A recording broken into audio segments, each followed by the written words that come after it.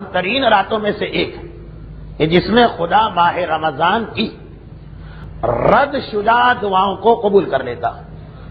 اب یہ پورا موضوع ہے کہ ماہ رمضان میں خدا کا وعدہ ہے کہ ہر ایک کی دعا، ہر ایک کی توبہ اور ہر ایک کی حاجتیں قبول کرتا.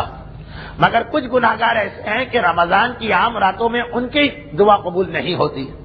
تو پھر ایسے لوگوں کے لیے رمضان میں دو خصوصی راتیں رکھی گئی، ایک شب قدر اور ایک شب آخر رمضان. شب قدر میں یہ مسئلہ ہے کہ اس کی تاریخ ہمیں نہیں معلوم، زیادہ مشہور ہے 19، 21، 23، لیکن آج یعنی شب ستائیس بھی، آج کی رات بھی شب قدر میں سے ایک کو مانا گیا.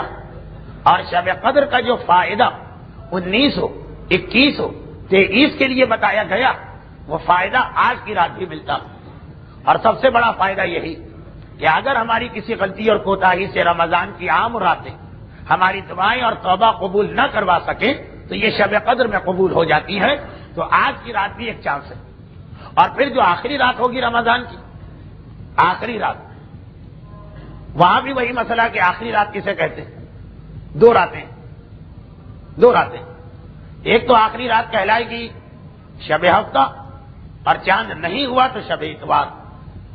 یہ وہ آخری رات ہے کہ جس کے اندر اگر آپ نے رمضان کے فائدے کو حاصل نہ کیا تو پورا سال پھر ایسی فضیلت آپ کو نہیں مل سکتی.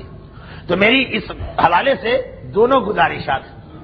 پہلی یہ کہ جو کوتاہی میں آپ کے حق میں کر رہا ہوں اس کے لیے خود معافی مانگوں، اور آپ حضرات سے یہ گزارش ہے کہ آج کی رات بھی سارے اعمال شب قدر نہ صحیح تو 2 رکعت نماز، اس کے بعد 70 مرتبہ استغفر اللہ واتوب الیہ، وہ نماز وہی 7 قل هو اللہ احد، اور کم از کم عمل قرآن اور زیارت امام. مختصر یہ عمل تو آپ آج کی رات کہیں آتے جاتے گھومتے پھرتے 15-20 منٹ کے لیے نکال لیجیے. یہ 19 اور 21 جیسی ہی رات ہے شب 27.